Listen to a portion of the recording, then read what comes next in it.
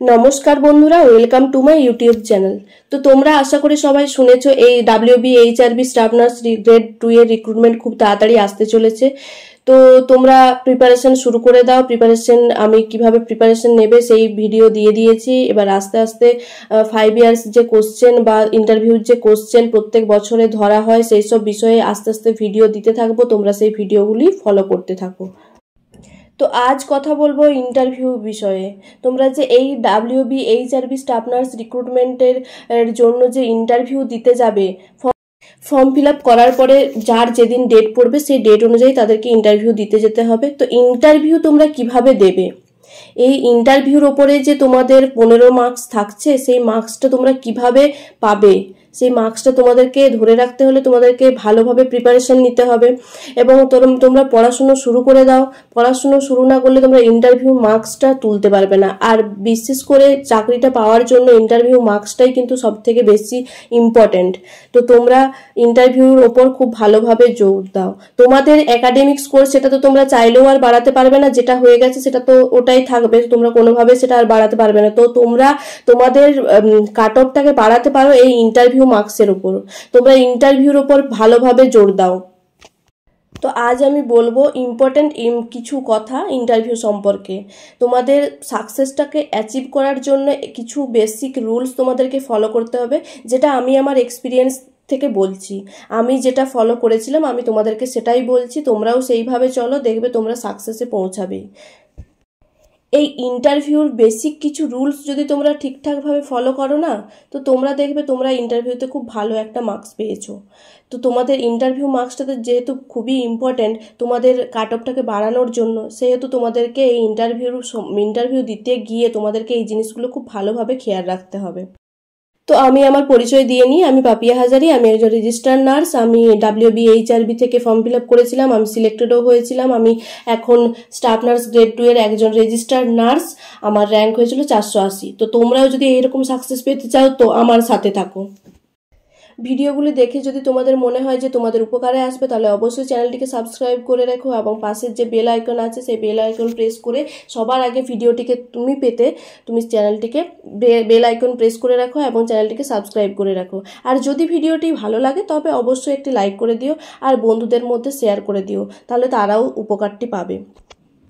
তো চলো আলোচনা করা যাক বেসিক রুলসগুলো সম্পর্কে। First, formal dress up. যেদিন তোমরা ইন্টারভিউ দিতে যাবে সেদিন তোমরা একটি ফর্মাল ড্রেস আপ গ্রহণ করবে। তোমরা ফর্মাল ড্রেস আপে এই জন্যই থাকবে কারণ তোমাদের ইমেজটা সব থেকে ওখানে ভালো একটা তোমাদের ইমপ্রেশন তৈরি করবে। তো তোমরা লাইট কালারের জামা কাপড় পরে যাবে, চেষ্টা করবে সালোয়ার কামিজ পরে যাওয়ার লাইট কালারের। আর ক্লিন এবং টাইডি যেন থাকে, জামা কাপড় ক্লিন এবং টাইডি যেন থাকে। তোমাদের বেস্ট ইমপ্রেশন হচ্ছে যে তোমাদের বিহেভিয়ার, তোমাদের পশ্চার, এইগুলো দেখে কিন্তু একটা ইমপ্রেশন ক্রিয়েট হয়। তো তোমরা চেষ্টা করবে ওই ইমপ্রেশনটাকে ধরে রাখার। তোমাদের ড্রেসিং সেন্স, তোমাদের পজিটিভ অ্যাটিটিউড, তোমরা কিভাবে ড্রেস আপ করে এসছো। তোমরা যদি একটা সাপোজ ধরো একটা হেভি কালারের হয়তো বিশাল চকচকে কালারের একটা জামা কাপড় পরে গেলে সেটা কিন্তু ওখানে মানানসই নয়, ঠিক আছে। তোমাদেরকে ওখানে লাইট কালারের পরে গেলে তোমাদের একটা ড্রেসিং সেন্স, সেই ড্রেসিং সেন্সটাকে তোমাদের ইমপ্রুভ করতে হবে। তো সেখানে ওই ইমেজটাকেও ধরে রাখতে হবে। দেন পজিটিভ অ্যাটিটিউড। তোমরা যখন ইন্টারভিউ রুমে ঢুকবে তো তোমরা একটা পজিটিভ অ্যাটিটিউড নিয়ে ঢুকবে, অর্থাৎ তোমরা নিজেদের মধ্যে একটা কনফিডেন্স রাখবে। তোমাদের মুখে যেন সেই তোমরা সব কিছু পারবে, তোমরা সব কিছু জানো বা তোমরা খুব ভালো স্টুডেন্ট, এই যে একটা অ্যাটিটিউড, এই যে একটা পজিটিভিটি, তোমরা খুব ভালোভাবে ইন্টারভিউটা দিতে পারবে, তোমরা তাদের সব কোশ্চেনের অ্যান্সার দিতে পারবে। তোমাদের ওই অ্যাটিটিউড থেকেই তারা অনেকটাই জাজ করে নেয়, ঠিক আছে। Third, looking very confident. তোমরা যখন ইন্টারভিউ রুমে ঢুকবে, ঢোকার পরে তোমরা এমনভাবে নার্ভাস হবে না, কিছুতেই নার্ভাস হবে না, কারণ তোমরা তো জানো তোমরা পড়াশুনো করে যাচ্ছ, মানে তোমরা সব কিছুই পারবে। যেদিক থেকেই কোশ্চেন আসুক তোমরা এটাই টার্গেট করো যে যেদিক থেকে কোশ্চেন করুক আমি মোটামুটি অ্যান্সার দিয়ে আসবো। এই ধারণাটা যদি তোমাদের মধ্যে রাখো তোমরা অবশ্যই সাকসেস পাবে। তোমরা চেষ্টা করো সব কোশ্চেন সব কাভার করার, যে যদি তোমরা সব কিছু কাভার করতে পারো, যদি তোমরা পড়াশুনোটা ভালোভাবে করতে পারো, তবেই কিন্তু তোমরা কনফিডেন্ট হবে এবং সেখানে গিয়ে তুমি কনফিডেন্টলি অ্যান্সারটাও দিতে পারবে। Fourth, grating well the interviewer. সেখানে যারা ইন্টারভিউয়ার থাকবে তাদেরকে প্রথমেই গিয়ে করে ভালোভাবে উইশ করবে। যদি তোমাদের মর্নিং হাফে এক্সাম হয় তাহলে good morning ma'am, good morning sir, যিনি থাকবেন তাদেরকে বলবেন। যদি আফটারনুনে হয় তাহলে গুড আফটারনুন বলবে। খুব ভালোভাবে তাদেরকে উইশ করবে, তাহলে তাদেরও একটা ভালো লাগার জায়গা তৈরি হবে তোমার প্রতি, ঠিক আছে। 5, সেলফ ইন্ট্রোডাকশন। তো কিছু কিছু এক্সামিনার, বেশিরভাগ এক্সামিনারে সেলফ ইন্ট্রোডাকশন দিতে বলেন। তো সেলফ ইন্ট্রোডাকশন কিভাবে দেবে, তোমরা খুব ভালোভাবে একটা সেলফ ইন্ট্রোডাকশন রেডি করে রাখবে। তোমরা যা যা করো, তুমি যেভাবে পড়াশোনা করেছো বা তোমার নাম কি, ফার্স্ট বলবে তোমার নাম কি, তারপর তুমি কোথা থেকে এসছো, তোমার বাড়ি কোথায়, তুমি কোথা থেকে পড়াশোনা করেছো, তুমি কি কি কোর্স করেছো, তুমি কোথায় চাকরি করছো, কোন ডিপার্টমেন্টে চাকরি করছো। তো এইগুলো একটু সাজিয়ে গুছিয়ে বলতে হবে, ঠিক আছে। বেশিরভাগ এক্সামিনার বাংলাতেই কথা বলেন, সেটা নিয়ে কোনো চাপ নেওয়ার কোনো ব্যাপার নেই। তুমি ইংলিশে যদি বলতে না পারো, তুমি সেখানে বাংলাও বলতে পারো, সেটা নিয়ে চাপ নেওয়ার কোনো ব্যাপার নেই। কিন্তু তোমাদেরকে যদি সেলফ ইন্ট্রোডাকশন দিতে বলে তখন একটু গুছিয়ে বাংলায় হলেও বলবে, ঠিক আছে।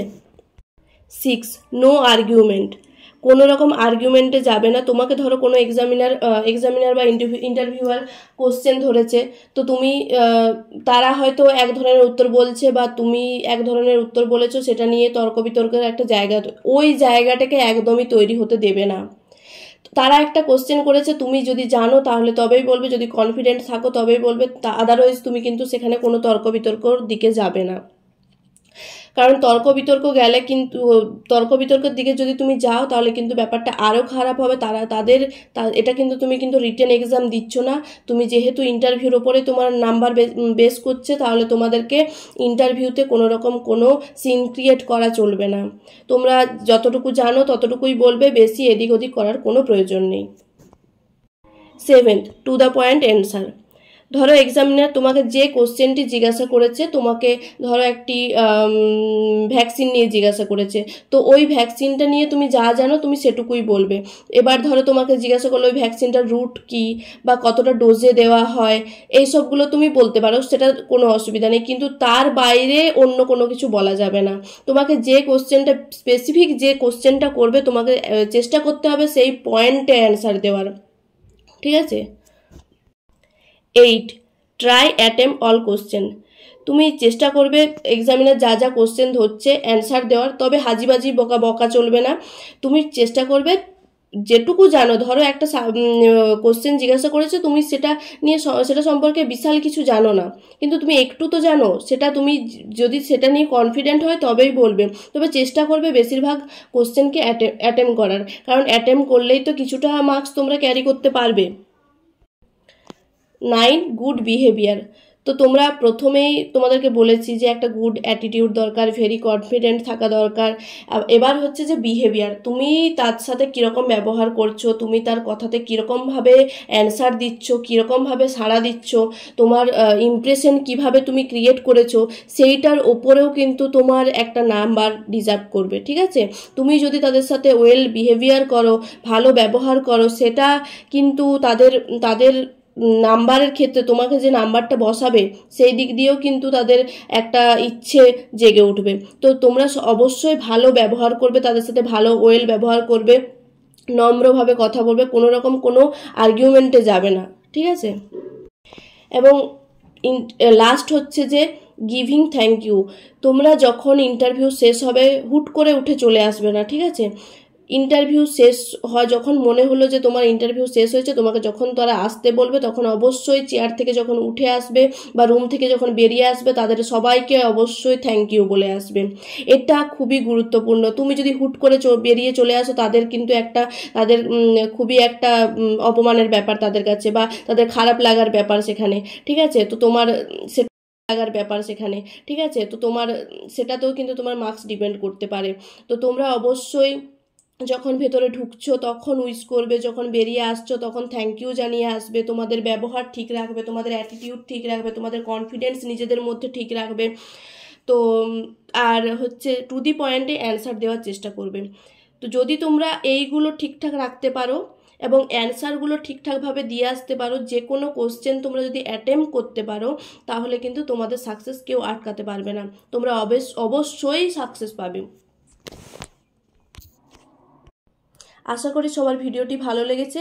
যদি ভিডিওটি তোমাদের কোনো কাজে আসে তাহলে অবশ্যই, যদি উপকারে আসে তাহলে অবশ্যই একটি লাইক করে দেবে। আর যদি আরও কোনো রকম ভিডিও দেখার ইচ্ছে থাকে, জানার ইচ্ছে থাকে, তাহলে অবশ্যই আমাকে কমেন্টে জানাবে যে দিদি এই ধরনের ভিডিও বানাও, আমাদের কাজে লাগবে। আমি অবশ্যই ভিডিও দেওয়ার চেষ্টা করব। ধন্যবাদ।